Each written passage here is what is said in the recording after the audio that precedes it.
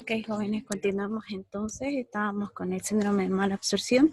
Estábamos viendo el diagnóstico, que lo hacemos de manera clínica, de manera laboratorial, y ahora voy a mostrarles un poquito sobre el diagnóstico de manera imaginológica, ¿ya?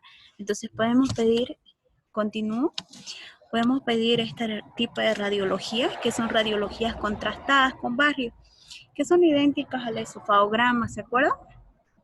En donde el paciente consume algún tipo de contraste, en este caso sería el barrio, y se toman radiografías para ver todas las partes anatómicas del intestino. Entonces, ¿qué es lo que vemos aquí en este intestino? Prácticamente una afección extensa de la mucosa.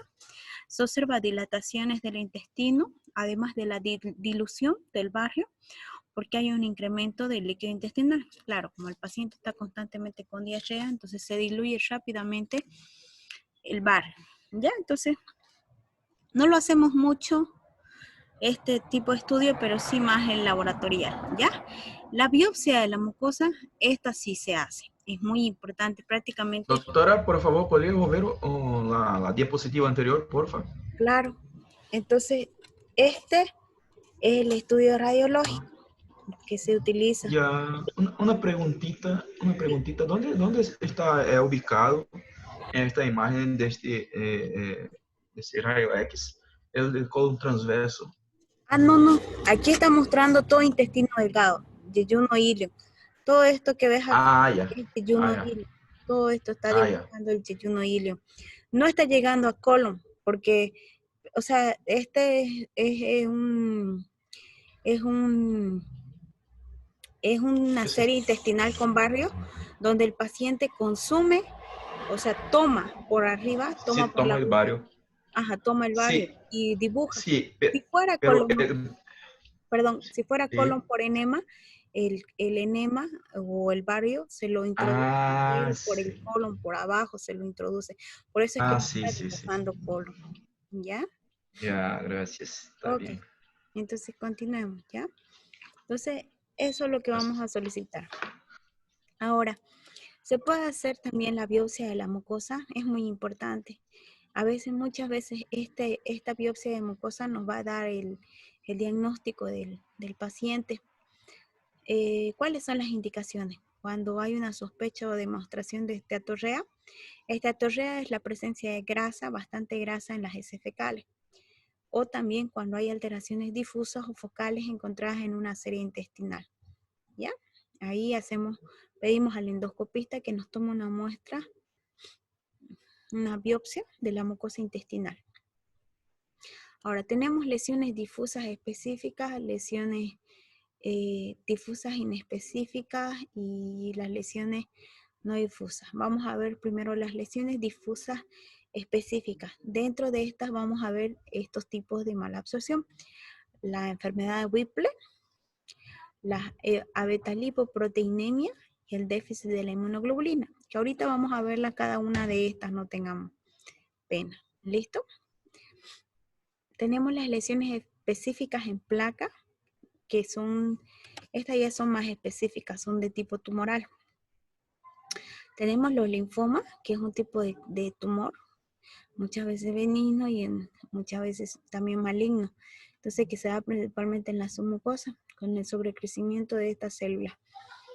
Tenemos la gastroenteritis eosinófila, ¿ya? Cuando hay la presencia de eosinófilos.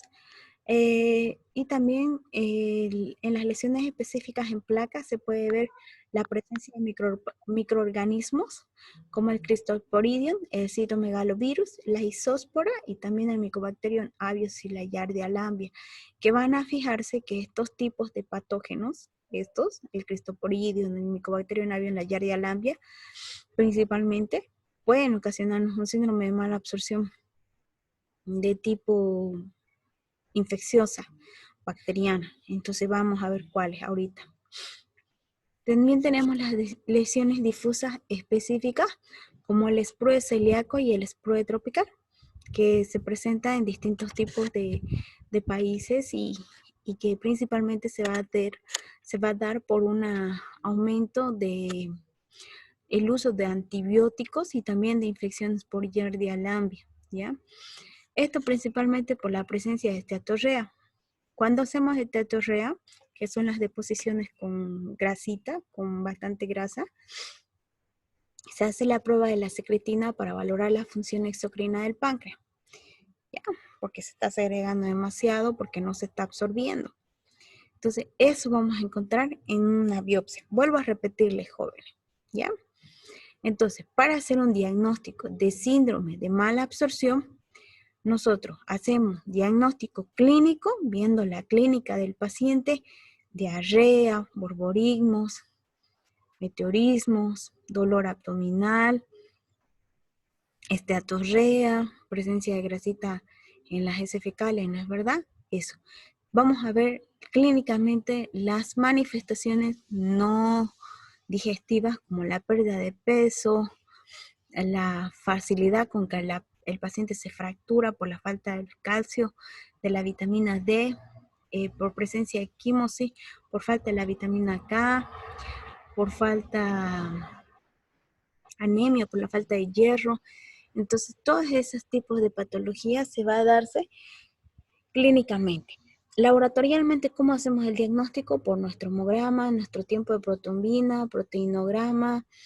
También pedimos calcio, cuantificación de hierro, cuantificación de albúmina. Entonces, así hacemos nuestro diagnóstico laboratorial.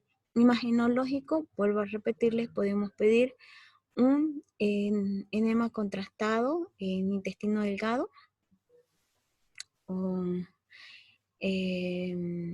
Se puede pedir ese estudio o en todo caso hacer una biopsia intestinal, que es la que nos va a dar un diagnóstico más específico de por qué la causa. ¿Por qué jóvenes? Porque nosotros podemos pedir, en la gran mayoría de estos pacientes sí puede ser infecciosa por alguna bacteria, algún parásito, sí. Entonces, porque diagnosticar una bacteria o un parásito no es tan complicado. Tranquilamente pedimos un coproparasitológico y ahí se ve qué parásito es el que está ocasionando. Das tratamiento antiparasitario y listo. El paciente se supone que en 2-3 días se sana. Ahora, si no, si es bacteriano, pedís un moco fecal. El moco fecal te va a decir si es que están aumentados los microorganismos. Por último, puedes hacer un coprocultivo para ver cuál es la bacteria que está ocasionando. Pero se van a darse cuenta que estos pacientes son pacientes crónicos. No es deposiciones líquidas de 3 días, de 5 días. Muchas veces son deposiciones líquidas de meses y años. Entonces, constantemente hacen eso, esa síndrome de mala absorción. Entonces, en estos pacientes ya les pedimos una biopsia para ver cuál es la causa para que se dé el síndrome de mala absorción. ¿Ya? Muy bien. Entonces, siendo eso, vamos a ver los distintos tipos de síndromes de mala absorción. Vamos a ver distintos tipos de patología que se presentan en el intestino. Entonces, comenzamos viendo la enfermedad celíaca. La enfermedad celíaca es una enfermedad que se caracteriza principalmente por la presencia del síndrome de mala absorción, o sea, los síntomas y signos de una mala absorción, por la presencia de gluten en la dieta, ¿ya? O sea, es como si el paciente tuviera un tipo de alergia al gluten. El gluten, ¿dónde los encontramos? Principalmente en el trigo, en el pan, ¿no es verdad? El trigo, en las avenas, ahí se encuentra el gluten. Entonces, el paciente come un poco de esto y ya está con deposiciones líquidas, ¿ya? Entonces, la epidemiología dice que esto afecta a 1 de cada 113 personas, ¿ya? Es mucho más común en ascendencia europea. No sé si han escuchado, hay algunos pacientes: doctora, yo no puedo comer ni el pan, porque el pan no me asienta para nada, me hace mal. Entonces no pueden comer pan, no pueden comer gluten, porque ya nomás están con deposiciones líquidas, ¿ya? ¿Qué va a presentar el cuadro clínico? Si ustedes se fijan, las manifestaciones van a ser las mismas en todas las patologías, pero la etiología es diferente. En este caso estamos diciendo que la enfermedad celíaca es por la presencia de que el paciente no tolera el gluten en su dieta. Entonces, no lo tolera. Entonces, ¿cuál es el cuadro clínico que va a presentar? Mala absorción de diversos nutrientes, diarrea, esteatorrea, pérdida de peso, y obviamente las consecuencias de la pérdida de los nutrientes van a ser la anemia, la enfermedad metabólica ósea y el edema. El paciente anémico, edematizado y también que puede fracturarse de manera muy fácil, ¿ya? Entonces, la sintomatología es la misma. Pueden presentar los síntomas digestivos y no digestivos, ¿ya?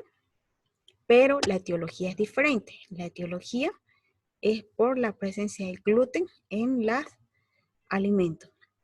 Ahora, se dice que la fisiopatología etiológica es desconocida, pero se sospecha de distintos factores, como son los factores ambientales, como la gliadina, que es un compuesto del gluten presente en cereales como el trigo, la avena, el centeno y la cebada.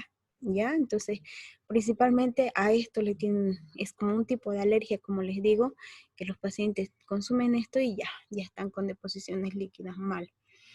Tenemos también factores inmunitarios, se ha encontrado en pacientes que presentan IgA, antigliadina, antiedomicio y el anti-TTG, ¿ya?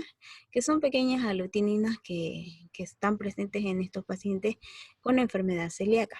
Tenemos también factores genéticos como el HLA, el DQ2 y casi todos los pacientes lo presentan este tipo de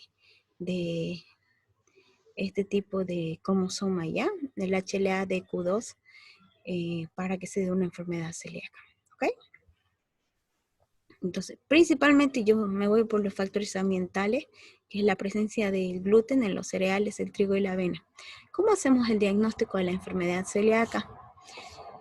En este caso es necesario realizar una biopsia, jóvenes, ¿ya? Ahí en la biopsia, el patólogo que va a hacer la biopsia nos va a informar sobre el estudio serológico de la TTG que es positivo en estos casos en este paciente. Y además hay una rápida respuesta a la insaturación de una dieta sin gluten. ¿Ya? Entonces, el diagnóstico se hace con biopsia. ¿Cuál va a ser el tratamiento? ¿Cómo vamos a tratar la enfermedad celíaca? Si estamos diciendo que probablemente la causa mayor sea la presencia de gluten en la dieta, entonces el tratamiento justamente se va a ir abocado en eso. Eliminar el gluten es esencial, evitar el trigo, la avena, el centeno y la cebada, evitarlo, ¿ya? Porque esto va a ocasionar el síndrome de mala absorción en estos pacientes. Se puede utilizar medicamentos suplementarios con el fin de corregir las deficiencias ocasionadas por los defectos de absorción. Ahí podemos darles vitaminas, vitamina A, vitamina B, vitamina C, vitamina D. Podemos darle también minerales, potasio, podemos darle hierro. Entonces, podemos darle todo tipo de vitaminas para ayudarle al paciente para poder corregir la mala absorción que ha tenido. ¿Ya? Entonces, eso por la enfermedad celíaca. Número 2. Otro síndrome de mala absorción es el sprue tropical. El sprue tropical se caracteriza también por la presencia de diarrea crónica en un medio tropical. Por eso les digo que es dependiente muchas veces de alguna zona en algún país, ¿no? Ahora, el paciente presenta también estatorrea, deposiciones líquidas, pérdida de peso y carencias nutricionales, sobre todo folato y cobalamina, ¿ya? ¿Cuál es la etiología? La etiología es por la respuesta más que todo a los antibióticos. Se cree que puede ser de origen infeccioso ¿por quién? Por la Giardia lamblia, la Yersinia enterocolítica, el Clostridium difficile y el Cryptosporidium parvum, ¿ya? Entonces, una de las causas es eso, ¿ya? Respuestas a los antibióticos y algunos de origen infeccioso. El diagnóstico jóvenes también se hace por biopsia. Y el tratamiento que utilizamos son las tetraciclinas por 6 meses y el ácido fólico, ¿ya?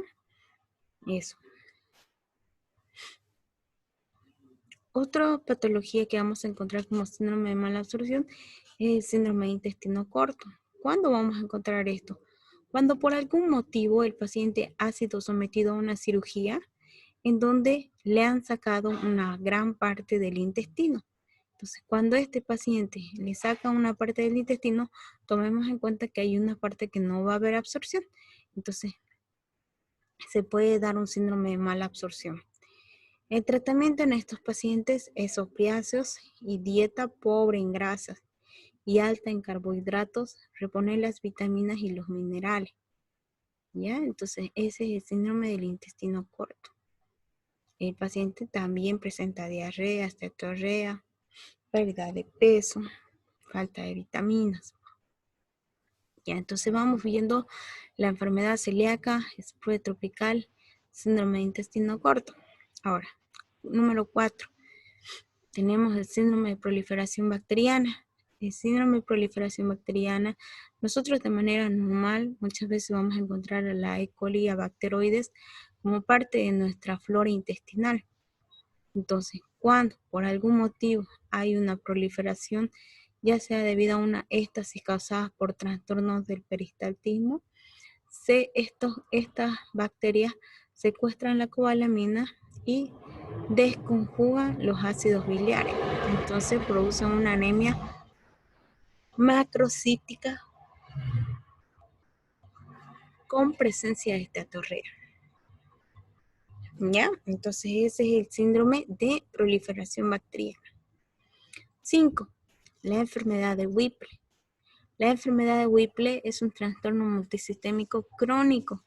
La sintomatología, jóvenes, es la misma: diarrea, esteatorrea, pérdida de peso, artralgia, problemas cardíacos y del sistema nervioso. Es casi la misma. La etiología es diferente. En la enfermedad Whipple es ocasionada por Heteroperima whippeli. ¿Ya?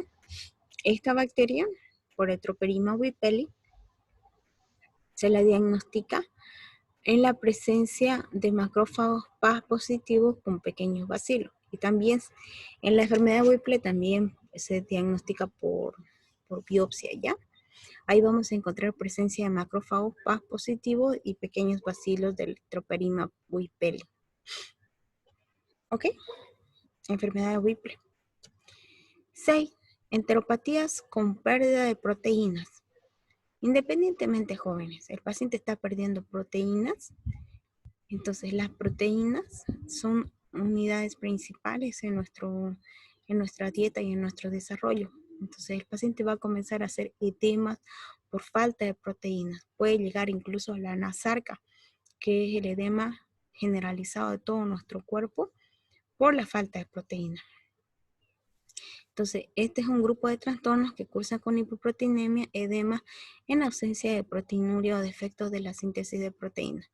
Se ve ahí en la imagen, se puede ver en los pacientes GOT 1, 2, GOT 3, ¿ya? Por el edema generalizado. Entonces, jóvenes, esas son las patologías, ¿sí? Esas son las patologías que encontramos para que se dé una síndrome de malabsorción.